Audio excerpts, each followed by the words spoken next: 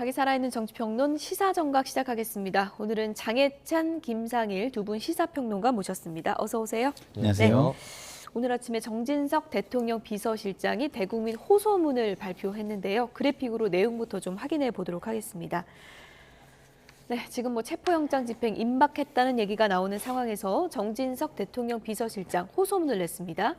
국가기관이 정면 충돌해서 나라가 분열될 위기 상황이다. 무슨 일이 있어도 막아야겠다는 절박한 심정으로 호소드린다. 이런 내용을 담았고요. 윤석열 대통령의 처지는 고성낙일이다. 이렇게 표현을 했습니다. 네, 공수처와 경찰의 목적은 수사인가 아니면 대통령 망신 주기인가 이렇게 적으면서요. 대통령실은 협의할 준비가 되어 있다라고 했고요. 제3의 장소에서의 조사를 포함해서 모든 방안을 검토할 수 있다. 이런 입장을 밝혔습니다. 체포영장이 이제 내일쯤 집행이 될 것이다. 이런 얘기가 나오는 상황에서 오늘 대국민 호소문을 냈는데 어떤 메시지를 전하고 싶었던 걸까요? 일단 첫 번째로는 불구속 수사 원칙을 요구하는 것으로 보여집니다. 지금 현재도 윤석열 대통령에 대한 지지나 국민의힘에 대한 정당 지지가 탄핵 가결 이후에 오히려 계속해서 상승하는 국면이고, 이 과정에서 무리한 국가기관 간의 충돌이 있으면 좀 돌이킬 수 없는 사회적 비극을 낳을 수 있기 때문에 불구속 수사 원칙이 담보되면 제3의 장소나 대통령실 등에서의 조사에는 협조하겠다라는 새로운 안을 정진석 실장이 제시한 것 같은데요. 사실 헌법재판소의 탄핵 심판이 현재 진행 중이지 않습니까? 오늘 오후 2시부터 변론이 지정되어서 시작이 되고요. 예. 윤석열 대통령 측에서는 적어도 이 공수처나 국수본의 조사가 탄핵 심판에 영향을 끼치면 안 된다. 사실 윤 대통령이 헌재 직접 출석하겠다는 입장도 밝혔는데 출석을 언제 하게 될지는 모르겠습니다만 체포영장 집행 기간 도중에는 헌재 출석이 또 긴급 체포의 빌미가 될 수 있기 때문에 그런 방어권을 행사하기도 좀 어려운 측면이 있거든요. 그러니까 적어도 탄핵 심판이 마무리될 때까지는 불구속 수사 원칙을 좀 밝혀달라라는 호소의 내용으로 보여지고요. 오늘 경찰과 공수처, 경호처의 협의가 큰 소득 없이 끝난 것 같습니다. 이대로 강대강 충돌이 있게 된다면 당연히 무기나 화기 사용은 없겠지만 양 국가 기관이 서로 물리적으로 드자비를 하는 것 자체가 대한민국 역사에 씻을 수 없는 아픔이기 때문에 어떻게든 제3의 길, 뭔가 대통령 측은 수사나 조사에 협조하고 공수처에서는 불구속 원칙을 밝히는 그 제3의 타협안을 찾기 위한 정진석 실장 나름대로의 좀 보관이자 마지막 호소가 아니었나 싶습니다. 네. 물론 윤석열 대통령 측에서는 우리랑 상의한 게 아니다라고 입장을 밝히고 있지만 지금 정진석 비서실장이 얘기한 제3의 장소에서의 조사 같은 거요.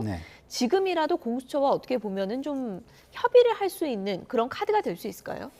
아니 근데 그러려면 예. 대통령께서 책임 있는 모습을 보이셔야 돼요. 그동안의 비협조적인 모습에 대해서도 일정 부분 해명과 사과가 있으셔야 되고요. 그리고 앞으로 어떻게 하겠다라는, 어떻게 수사에 협조하겠다는 어떤 의지도 밝히셔야 되고, 그리고 조율은 어떤 식으로 할 것인지, 그리고 본인이 아무리 대통령이시지만 대통령을 법 앞에 특별 대우하라는 건 없는 겁니다. 근데 국민들이 보고 있는 한에서 최대한 겸손한 모습으로 수사를 받는 방식이 어떤 것인지에 대한 보관이 있으면 말씀을 하셔야지, 무작정 지금 하고 있는 것이 잘못됐다라고 얘기를 하면 이전까지 있었던 어떤 히스토리를 전부 다 거두절미하고 얘기하는 셈이잖아요. 그동안 수사에 협조를 하지 않아서 이렇게 쌓여온 어떤 위기가 있는데 지금의 현 상황만 놓고 문제가 있다라고 얘기하는 거는 너무 책임 회피이자 무책임한 태도라고 생각하고, 그러니까 정진석 비서실장도 저는 똑같은 비판을 받아야 마땅하다고 봅니다. 그리고 또 하나 더 보태서 얘기를 하자면 대통령의 개인 비서가 아니잖아요. 예. 그리고 대통령실이 지금 할 일이 없는 게 아니잖아요. 그러면 최상목 권한대행과 함께 지금 최대한의 국정 혼란을 막고 국정을 정상화할 수 있는 방법은 무엇인지, 국민과 국가와 역사를 위해서 하루빨리 해결해야 될 것은 무엇인지 이런 걸 고민하시는 게 맞다고 생각합니다. 네. 고성낙일이라는 표현을 썼습니다. 지금 윤석열 대통령 상황은 관저 안에 있기 때문에 아무도 좀 모르는 상황인데 고성낙일이라는 표현을 썼다는 거는 어떤 상황을 얘기하는 걸까요? 그러니까 사실상 윤석열 대통령이 지금 고립되어 있고, 그리고 이 저무는 듯 권력을 행사하는 기득권이 아니라 오히려 이 수사기관으로부터 강도 높은 압박을 받고 있는 약자의 입장이다라는 표현을 사자성어로 드러낸 것 같고요. 또 이게 무슨 남미의 깽단 소탕하듯이 경찰 병력 1000명 투입한다는 게 말이 되느냐라는 그런 반문도 있었습니다. 물론 이 영장 집행에 있어서 뭐 신분이나 지위 고하를 따질 수는 없지만 우리가 이제껏 정치권에서 영장이 집행되려 할 때 뭐 민주당 정치인들이 구속영장을 당원들 모아서 당사에 들어가서 막아내서 불구속으로 전환하거나 압수수색 전환해서 임의 제출로 바꾸거나 하는 사례들이 정치권에서는 있어 왔거든요. 그게 결국에는 그 정치인 때문이 아니라 그를 지지하는 지지자들이 있기 때문에 국론 분열을 막기 위해서 수사기관이나 사법부도 공권력 행사를 절제해온 것입니다. 그러한 관행을 정진석 실장이 다시금 요청한 것이라고 보면 될 것 같고요. 얼마 전에는 실제로 문재인 전 대통령 사위 뇌물 관련해서 김종숙 여사 소환 조사 요청이 있었는데 거부했죠. 그러니 전주지검이 양산에 방문하겠다고 했습니다. 그것도 거부한 바 있어요. 김종숙 여사 측에서. 하지만 그렇다고 해서 전직 대통령 배우자에게 바로 체포영장을 청구하거나 하지는 않았잖아요. 그러면 전직 대통령 배우자에게도 검찰이 방문조사 카드까지 냈었는데 현직 대통령에게 방문조사나 제3의 조사 정도로도 충분히 필요한 1차 수사는 할 수 있는 것 아니냐. 이게 무작정 수사나 조사를 거부하는 것과는 상당히 다른 타협안이라고 보여지거든요. 그럼 저는 정치권에서는 어쨌든 강대강 충돌보다는 타협할 수 있는 제3의 길을 찾기 위해 머리를 맞대야 한다고 보기 때문에 정진석 실장도 이제 5선의 중진 정치인 출신 아니겠습니까?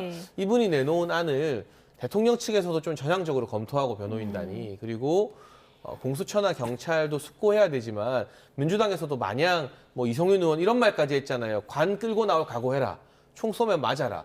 그런 강경 발언을 쏟아낼 게 아니라 어떻게 하면 충돌 없이 이 법적 절차대로 조사가 이루어질 수 있을까 여기에 대한 고민을 같이 하는 게 필요한 태도라고 생각합니다. 네, 뭐 예를 들어 제3의 장소 조사 이런 거는 대통령 측에서도 전향적으로 좀 생각할 가능성이 있기 때문에 정진석 비서실장이 이런 얘기를 꺼낸 게 아닌가 이렇게 또 추측하는 분들도 있는데 어떻게 보세요? 저는 그런 일정 교감이 있었을 거라고 생각을 합니다. 뭐 정진석 비서실장이 윤석열 대통령 측 변호인단과는 소통을 안 한 것 같지만 어느 정도 윤 대통령과의 개인적 교감 없이 이런 대국민 호소문이 나왔을 것 같지는 않고요. 중요한 건 이 물리적 충돌을 앞둔 상황에서 대통령 측도 당연히 부담이고요. 그리고 경찰이나 공수처도 똑같은 부담을 느껴야 되는 게 마땅하지 않겠습니까? 그렇다면 한쪽 보고 100% 일방적으로 포기하라는 건 양 진영이 대립할 때 거의 불가능한 일이거든요. 그리고 이 여론이 참 중요한데요. 박근혜 전 대통령 때처럼 그 당시 탄핵 국면의 대통령 지지율이 4%, 5%가 돼버리면 한쪽이 밀어붙여도 이 반대 진영에서 항변하는 논리가 힘을 얻기가 힘들어요. 근데 지금은 ARS 40% 후반, 전화면접조사 30% 후반의 지지율이 어쨌든 대통령에게 결집되고 있기 때문에 이 30, 40%의 국민 지지를 깡그리 무시하고 물리적으로 공권력을 행사하겠다? 이게 좀 현실적으로 불가능하거든요. 그러면 대통령도 100% 양보할 게 아니고 공수처도 100% 양보할 게 아니면 서로 5대5 양보해서 불구속 원칙은 지키되 조사연이 협조하는 방안을 찾는 게 제 이런 의견이 그렇게 무리하거나 무조건 대통령 편 만드는 의견은 아닐 거라고 생각을 합니다. 네, 정진석 비서실장 담화를 두고 오늘 아침 민주당에서는 이런 반응이 나왔습니다. 들어보시죠. 마약 깽단같이 행위한 게 누굽니까? 정당한 법 집행을 거부하면서 그 소위 산성을 쌓고 이거 성렬 산성이라고 그러더라고요. 산성을 쌓고 그 물리력을 동원해서 농성을 하고 있다. 이게 마치 마약 깽단 같은 행위를 하고 있다. 그렇기 때문에 이 공권력이 윤석열 대통령을 마약 깽단처럼 다루는 게 아니라 스스로가 마약 깽단같이 행위하고 있다. 대통령이 직무가 정지되면 대통령 비서실은 그 직무 정지된 대통령의 생활상인 것, 예를 들면 뭐 식사 챙겨주고 잠자리 챙겨주고 하는 이런 생활을 챙기는 거 말고는 그 어떤 보조를 할 수가 없습니다. 그렇기 때문에 이 입장은 대통령 변호인이 얘기했으면 이해가 되지만 대통령 비서실장이라는 이름으로 할 수가 없는 것이다. 윤석열 대통령 측과 뭔가 조율이 된 입장이라고. 근데 만약에 조율을 했다고 한다면 이건 더 문제인 거죠. 할 수가 없는 행위를 하고 있는 겁니다. 네, 들으신 것처럼 민주당에서는 강한 비판이 나왔습니다. 윤 대통령 스스로가 마약 깽단같이 행동을 하고 있는 거 아니냐 이렇게 반문하는 건데요. 그러니까 이제 정진석 비서실장의 이야기도 조승래 의원의 이야기도 너무 감정적이에요. 저렇게 하면은 일반 시민들한테는 감정을 폭발시키는 기폭제가 되는 겁니다. 그러면 상대적으로 잃을 게 없는 사람들은 바로 행동으로 전환될 가능성이, 위험성이 훨씬 크잖아요. 네. 그러면 그걸 바라는 것도 아닐 텐데 왜들 저러시는지 저는 잘 모르겠고, 권한과 책임이 있는 사람들일수록 그거에 맞는 언어의 절제가 좀 있었으면 좋겠다, 이런 말씀을 먼저 드리고요. 그렇지만 저는 입장과 관련해서는 조승래 의원이 이야기한 입장이 저는 일정 부분 타당하다고 보는 게, 예. 아까도 말씀드렸지만 지금 모든 사람들은 법 앞에 똑같이 평등해야 됩니다.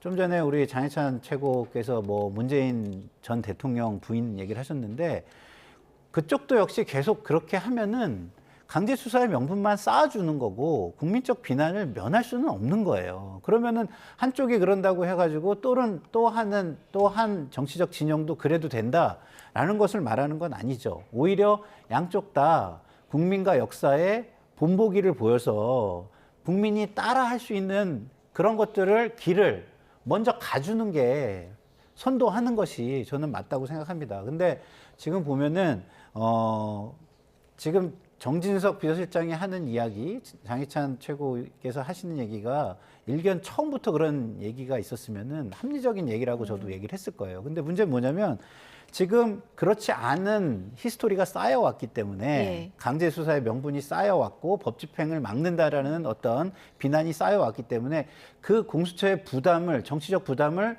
먼저 좀 선행적으로 어느 정도 낮춰주는 작업이 없으면 저 말을 그대로 따라하기는 좀 어려울 거다, 이런 생각이 좀 듭니다. 예. 네. 일단 당장 지금 뭐 언론의 예상대로라면 내일 2차 집행이 이제 현실화될 가능성이 높은 상황인데, 지금 경호처 내부 분위기가 상당히 중요할 것 같거든요. 지금 알려진 것만 보면 김성훈 경호처장 직무대행이 이제 이끄는 경호처가 수비를 하게 될 텐데 1차 때보다 더 강경해질 것이다. 아니다. 지금 내부가 흔들리고 있어서 동요가 있을 것이다. 뭐 엇갈린 전망이 있는 것 같아요. 근데 이제 현재 언론 보도를 통해서 저희도 추측을 할 수밖에 예. 없는데, 일정 부분 다른 의견을 가진 경호처 간부들도 있었던 것 같아요.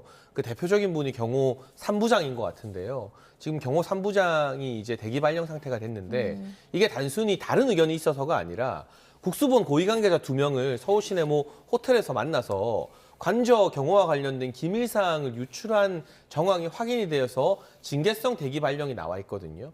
이런 사안, 이게 어떻게 보면 소위 말해 빌미를 경호 3부장이 주고 잡힌 거잖아요. 그러면 평시에는 이 경호 3부장의 의견, 우리가 이거 강경하게 막아야 되는 거냐, 영장 집행에 협조해야 되는 거 아니냐 생각했던 사람들도 그 우두머리격인 경호 3부장이 기밀 유출이라는 누가 봐도 명백한 어떤 잘못으로 탁 잡혀버리면 이제 이 소위 말하는 강경파에게 뭐라고 항변하기가 힘든 분위기가 됩니다. 그래서 저는 경호처 내부의 어떤 내부 결속이 흐트러지거나 이탈되는 분위기는 그렇게 크지 않을 것 같고요. 다만 지금 언론을 통해서 경찰이 뭐 1000명을 투입한다, 소방청에도 협조 요청을 했다 등등의 이야기가 나오는데, 실제로 저 한남동 근처를 가보면요, 이 양측에 특히 탄핵 반대하는 분들이 밤새서 정말 어마어마하게 많이 모여 있는 상황이라 이 시민들이 막상 이 공수처나 국수본에서 왔을 때 어떻게 행동하실지, 그리고 관저의 어떤 경호와 이 대비 태세가 1차 때보다 더욱더 삼엄해졌는데 이걸 예. 어떤 장비로 어떻게 돌파할지, 뭐 정말로 1000명의 현장 전투 병력이 동원되어서 400명, 500명 이상의 경호처 가용 병력과 물리적 충돌을 할 수 있는 것인지 등등 너무 많은 변수가 있어서 지금으로는 뭐 예상대로 이게 잘 진행될 거다 안 될 거다 이렇게 추측을 하는 것도 좀 섣부르고 조심스러운 상황인 것 같습니다. 예. 지금 뭐 관저에서 어떤 일이 벌어지고 어느 정도 수비 태세를 갖추고 있는지는 정확히 확인은 되지 않고 있는 그런 네. 상황인데, 한 언론 보도를 보면 윤 대통령이 이제 산책하는 모습도 이제 포착이 되곤 했거든요. 네. 뭐 대통령 측에서는 뭐 이것이 좀 유출이 될 수 있다 이런 네. 생각으로 그런 산책을 한 걸까요? 아니면은 어떻게 보십니까? 정치적 메시지가 저는 담겨 있다고 봅니다. 예. 좀 지지자들한테 뭐 당당하게 계속 맞서겠다는 메시지를 전달하기 위해서 그런 거 아닌가 싶은 생각이 들고요. 그렇지 지금 저 않다면, 모습이거든요. 네네. 관저를 산책하고 있는 윤석열 네. 대통령 모습이요. 그렇지 않다면 조금 더 보이지 않도록 하는 게 경호 장비나 뭐 이런 게 다 있잖아요. 카메라가 어디서 찍고 있는지 이런 것들이 파악이 안 됐을까요? 저는 일정 정도 뭐 경호처의 능력이라면 다 파악도 돼 있을 거라고 보는데 그것을 좀 이용한 측면이 있지 않은가 이런 생각이 들고, 그리고 좀 전에 우리가 경호 3부장 이야기가 나와서 그 예. 말씀을 좀 드리고 싶은데, 경호 3부장이 대통령실 또는 대통령 관저의 보안을 팔아먹기 위해서 그런 건가요? 아니면 적과 함께 뭐 거기를 침탈하기 위해서 그런 건가요? 그거 아니죠. 영장 집행이 적법하다고 생각을 하기 때문에 그거에 대해서 고민 끝에 나름의 행동을 한 거 아니겠습니까? 물론 거기에 위법성이 있는 부분은 또 책임을 지려고 했을 겁니다. 그리고 책임을 져야 할 겁니다. 그렇지만 거기에는 또 지금의 상황에 준하는 위법성 조각 사유가 있는지도 같이 따져봐야 되는 부분이 저는 있다고 보고요. 결국에는 지금 경호 3부장의 행위가 목적이 무엇이었느냐, 이 부분도 저는 같이 따져서 이야기하는 게 형평에 맞는 비판이다, 이런 말씀을 좀 드리고 싶고, 예. 결국은 우리가 지금 저 앞에서 시위를 하고 하시는 양쪽 진영의 분들께 해야 할 얘기는 충돌의 우려를 얘기하는 것보다는 오히려 그래서는 안 된다는 당부를 드리는 게 더 맞겠다, 이런 말씀을 드립니다. 네. 조금 전에 뭐 산책 모습도 보셨습니다만 윤석열 대통령이 지지자들에게, 관저 앞 지지자들에게 직접적인 또 메시지를 보내기도 했었고요. 그리고 SNS에서는 또 LA 산불 관련해서 메시지도 내고 저렇게 산책하는 모습도 좀 뭐 공개한 것은 아니지만 어쨌든 포착이 된 거잖아요.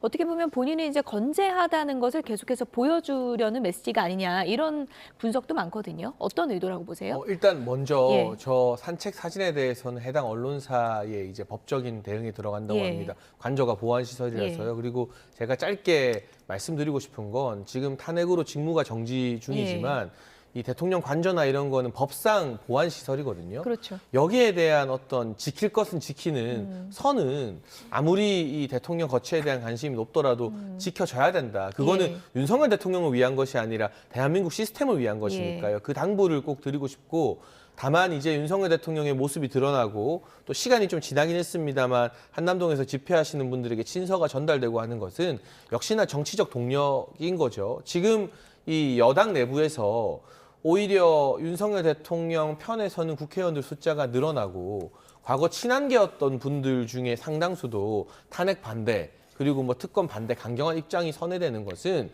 윤 대통령 개인에 대한 의리 때문이라기보다는 정치적으로 보수가 대통령 중심으로 결집하고 있다는 게 여론조사로 확인되기 때문이 아니겠습니까? 물론 헌법재판소의 탄핵 심판은 국민 여론과 무관하게 헌법만 보고 판단해야 되는 것이지만 대통령도 정치인이기 때문에 정치적 동력이 살아있느냐 없느냐가 향후, 그리고 어쩌면 탄핵 심판 이후의 전국에서도 굉장히 중요한 영향을 끼칠 수 있거든요.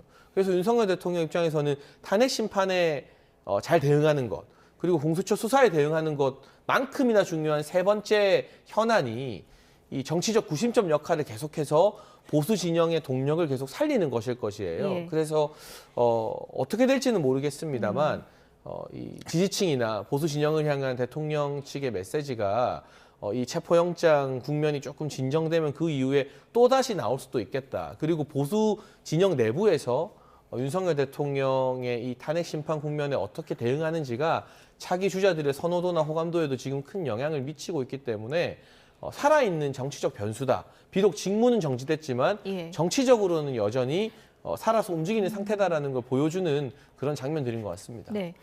내일 집행이 만약 이루어진다면 관저를 지켰던 국민의힘 의원들 또 관저 앞에 나타날지, 이 부분도 상당히 관심사인데요. 어제 국회를 찾은 이호영 경찰청 차장, 국회의원이든 민간 수비대든 모두 현행범으로 처벌할 수 있다, 이렇게 얘기를 했습니다. 들어보시죠. 이 스스로 백골단을 자처하는 단체가 영장 집행을 방해하면 현행범입니까, 아닙니까? 현행범이 맞습니다. 국민의힘 의원들이 체포 저지를 천명하고 가서 관저 앞에 서 있었어요. 실제 체포 저지를 하진 않았지만 만약에 영장 집행을 할 때 이분들이 다시 가서 체포 저지 행동을 한다면 이 역시 현행범이죠. 체포 저지를 적극적으로 한다면 현행범이 될 수 있습니다. 네. 뭘 말조심합니까? 법에 있는 그대로입니다. 체포영장 불법입니까? 저는 적법하다고 생각하고 있고요. 그러면 불법 대통령이라고 적법은 해도 네. 이 체포영장을 거부할 수 있습니까? 거부할 수 대통령은? 없습니다. 영장 집행에 응하냐 응하지 않느냐 직무유기라서 나는 안 응해야 되겠다라고 하는 사람들에게 경찰이 제대로 된 답변을 해주시는 게 맞지 않을까요? 뭐 형법에는 여러 가지 뭐 감경이나 뭐 감면 사유도 많이 나와 있습니다.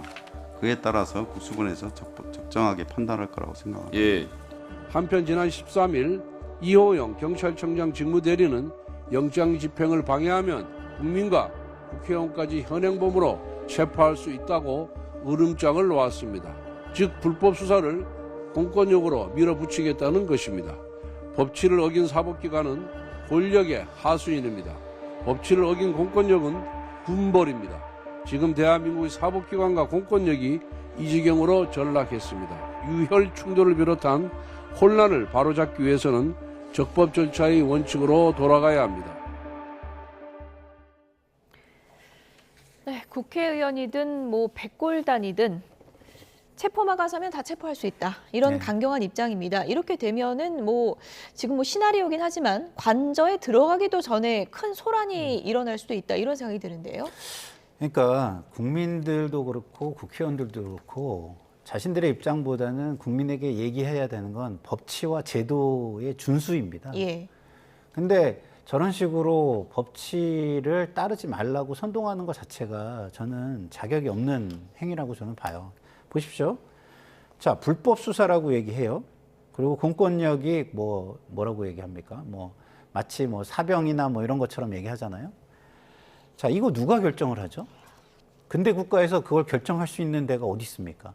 법원뿐이 없어요. 불법이냐 아니냐의 최종 판정을 권성동 원내대표가 하실 수 있는 게 아닙니다. 본인이 철인이 아니에요. 철인 정치를 하고 계시는 게 아니에요. 예. 무조건 내가 다 옳다 하는 거 아니에요. 그리고 왕권이나 군벌 정치를 하시는 게 아닙니다. 에? 내가 왕이다, 영주다 이거 아니거든요. 그러면 모두가 따라야 되는 거는 딱 하나 아닙니까? 법원의 최종 결정을 따라야 사회 혼란을, 갈등을 해소할 수 있는 거고, 그게 깨지면 무한한 힘의 경쟁으로 간다는 건 우리가 역사를 통해서 아는 거 아니겠습니까?